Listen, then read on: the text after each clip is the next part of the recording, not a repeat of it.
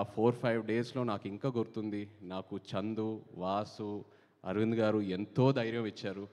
వాసు అసల ప్రతి ఫంక్షన్‌లో కాలర్ ఎగరేసి ఏదేదో ఎన్నెన్నో కమిట్మెంట్లు ఇచ్చాడు. 100 కోట్లు అనేది ఎప్పుడో కమిట్ చేశాడు వాసు. అలాగే అరవింద్ గారు నాకు డోంట్ వరీ అమ్మా, it will be the best film in your career అని నాకు ముందే చెప్పారు. అండ్ నేను కూడా ఎంతో నమ్మాను. ఏంటంటే 100% లవ్ నా కెరియర్కి ఎలా ఒక బూస్ట్ ఇచ్చిందో అలా ఈ సినిమా తండేల్ సినిమా నాకు అలాంటి బూస్ట్ వస్తుందని నేను ముందే చెప్పాను. అండ్ అదే జరిగింది. I really need to thank my team for that. Chandu, ఒక రకంగా నువ్వే నాకు ఈ తండేల్ సినిమా విషయంలో కూడా ఒక ఒక ద మోస్ట్ ఛాలెంజింగ్ క్యారెక్టర్ అని చెప్పొచ్చు. అలాంటిది నువ్వు నా పక్క నుండి అందరూ ఆ క్లైమాక్స్ సీను, జైల్లో ఉన్న సీన్స్ గురించి కాంప్లిమెంట్స్ ఇస్తున్నారంటే మనం ఎన్నో వర్క్షాప్స్ చేసాం. బట్ ఆ సీన్ ముందు నువ్వు నాకు ఇచ్చే ఇన్పుట్స్, నా చెవులోకి వచ్చి చిన్న చిన్న ఇన్పుట్స్ ఇచ్చావు కదా, అవి నాకు ఎంతో హెల్ప్ అయింది. అలాంటిది సినిమా అంతా నన్ను ఎంతో సపోర్ట్ చేసి ముందుకు తీసుకెళ్ళావు. ఇప్పుడు స్టేజ్ మీద ఇంకో పెద్ద ఛాలెంజ్ ఏదో పెట్టావు. Thank you so much.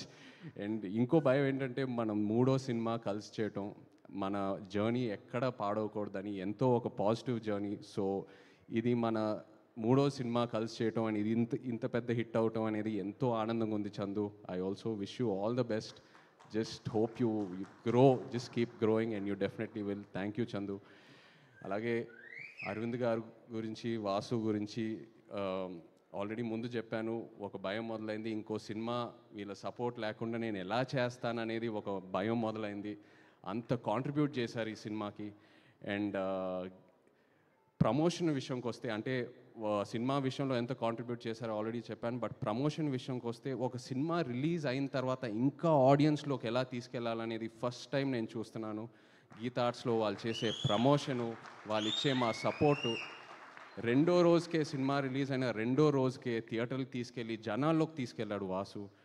And అది ఎంతో హెల్ప్ అయింది. ఆ ఆడియన్స్ వాళ్ళు రెస్పాన్స్ చూడటం, వాళ్ళ ఉత్సాహం చూడటం నాకు ఎంతో ఒక ఎంకరేజ్మెంట్ ఇచ్చింది. అండ్ ఆ ఎంకరేజ్మెంటే నాకు ఒక ఒక ఒక ఒక బూస్ట్ లాగా. ఎందుకంటే ఇంకా ఇంకా ఇంకా ఇంకా ఎన్నో పాత్రలతో ఆడియన్స్ని ఇంప్రెస్ చేయాలి, ఇంకా ఎంతో కష్టపడాలనే నాకు ఆ కాన్ఫిడెన్స్ వచ్చింది అండ్ ఆ ఎంకరేజ్మెంట్ వచ్చింది అలా ఆడియన్స్లోకి వెళ్ళటం వల్ల. So thank you so much Arvind గారు.